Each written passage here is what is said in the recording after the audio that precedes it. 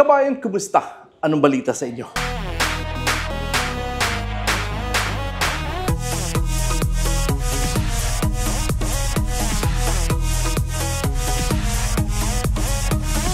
mga job seekers na naghanap ng mga trabaho opportunity dito sa Canada, sana po itong ating video ay makatulong sa inyo kung paano mag-apply dito sa Canada.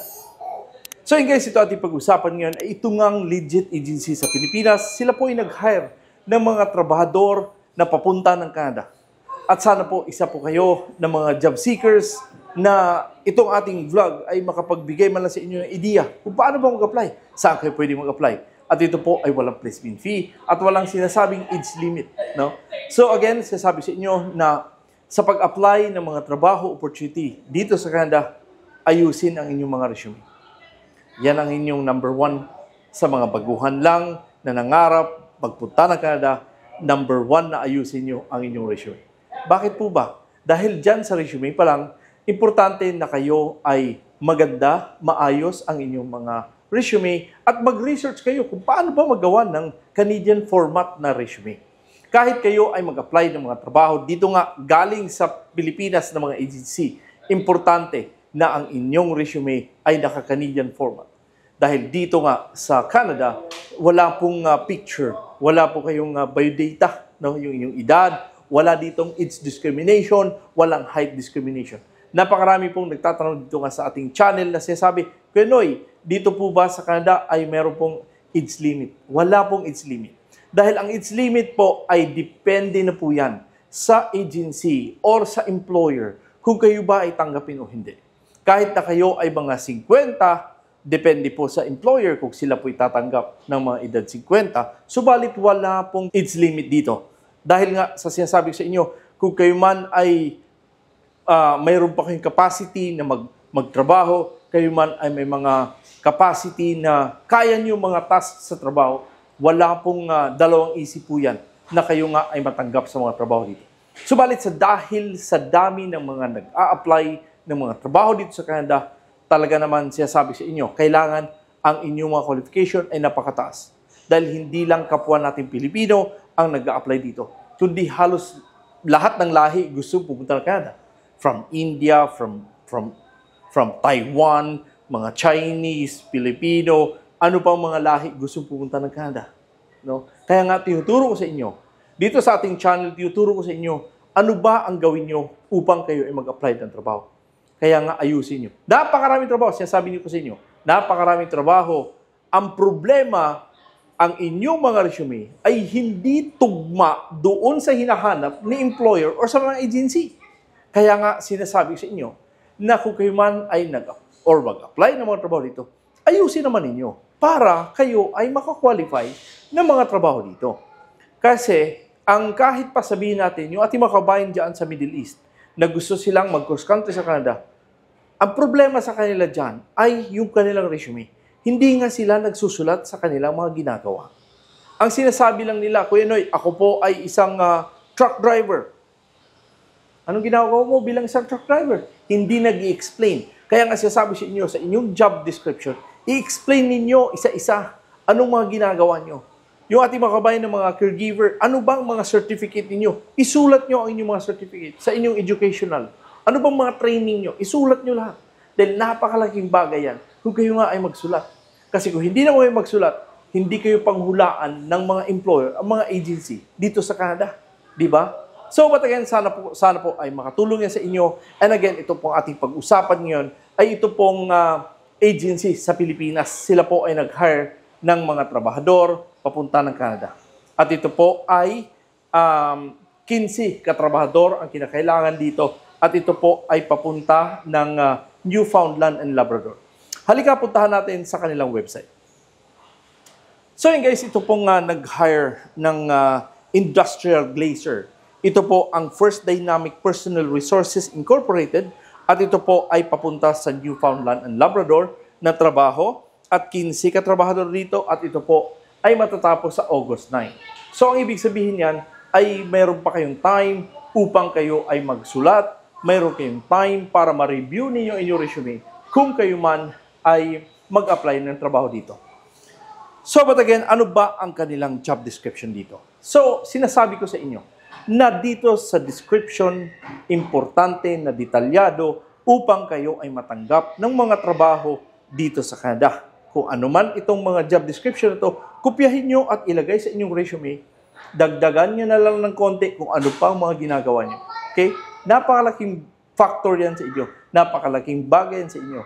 Kasi meron na silang mga job details or job description, kopyahin nyo na lang and then dagdagan nyo or i-edit nyo na lang ng konti. Okay? So again, ano ba ang job description dito? So again, measure, mark, and cut the glass.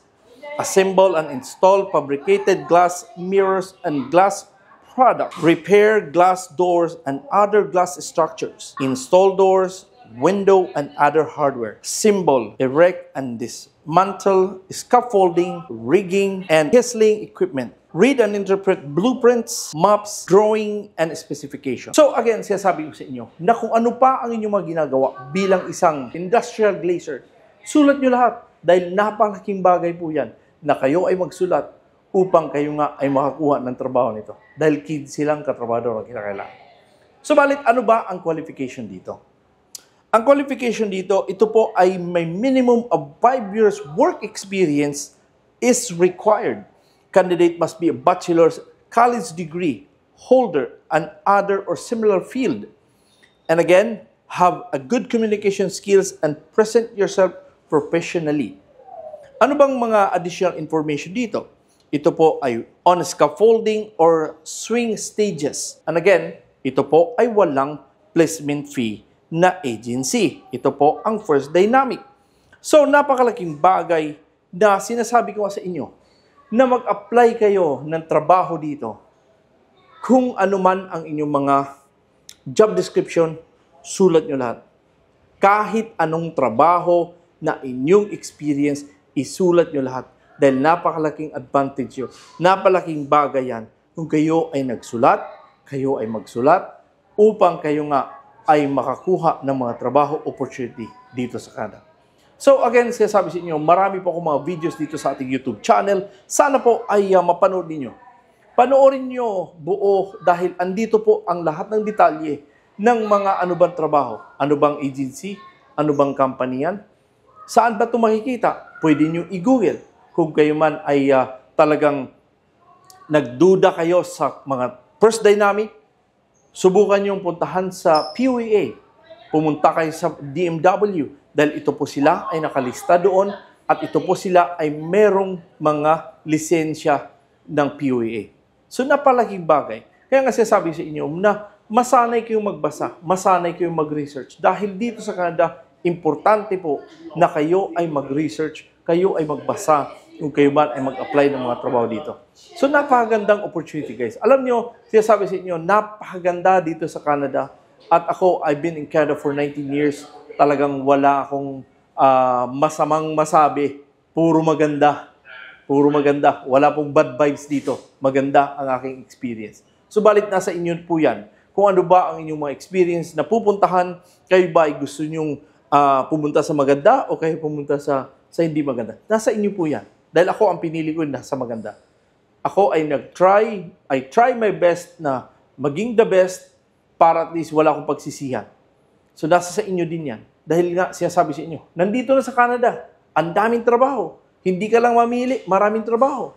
No? May opportunity. Kung kayo man ay gusto niyo mag-aral, kung kayo man ay mga permanent resident or mga Canadian, wala problema sa pag-aaral dito. Dahil pwede kayong mag-loan, napakadali. Diba? So, nasa sa inyo na yan kung ano talaga ang tahakin nyo. Subalit, sinasabi sa inyo, tuloy-tuloy nyo lang inyong mga pangarap na sana po ay makarating kayo dito, na sana din ay magkita tayo, at marami tayong mga kabayan dyan sa Kelowna, marami tayong kabayan dyan sa Banff, na galing sila sa mga legit agency dyan sa Pilipinas. No? Sila po ay na-interview ko doon sa aking Facebook. Sana po ipuntahan nyo ang aking Noitebs vlog na Facebook. Andyan po sila. Nakapost po ako na-interview ko po yung mga Filipino na ating kababayan kung anong agency sila. Magkano lang ginastos nung nasa Banff? Siguro nasa 20,000 lang ang kanilang ginastos dyan. So, napakaliit ang kanilang ginastos. So, sana po, sinasabi sa inyo, sana po Bakit sila nakarating dito at kayo hindi? Ano bang problema dyan? Ang inyong resume hindi ganun kaganda. Okay? So, but again, sasabi sa inyo na sana po ay makatulong man lang ako sa inyo sa pamagitan ng aking pagbablog at sana po ay one of these days makarating kayo dito at magkita-kita tayo. At malay nyo, may interview ko rin kayo. So again, kung hindi po ito pag-subscribe, sana po iba ko i-like, i-subscribe at huwag kalimutan i-click ang notification bell para updated kayo tuwing meron ko in-upload dito nga sa ating YouTube channel. So ganun po mga guys, pwede niyo i-share ito ating mga video sa inyong mga kaibigan, kamag-anak, pati na sa inyong mga social media upang yung mga kamag-anak niyo na gusto at nagbalak pumunta dito na sila ay qualify sa mga trabaho, sila po yung magkaroon ng ideya at mag-apply po sila. Okay? Subukan kong kunin ang kanilang impormasyon sa First Dynamic at ilagay ko sa description box upang kayo nga ay mag-email na lang. Kung meron akong email or may website sila, i-email nyo lang sila. Okay? So, but again, ganun po man, maraming salamat ulit sa inyong panunod subaybay sa aking channel. Ako ulit si Noy Tebs. God bless and a wonderful day.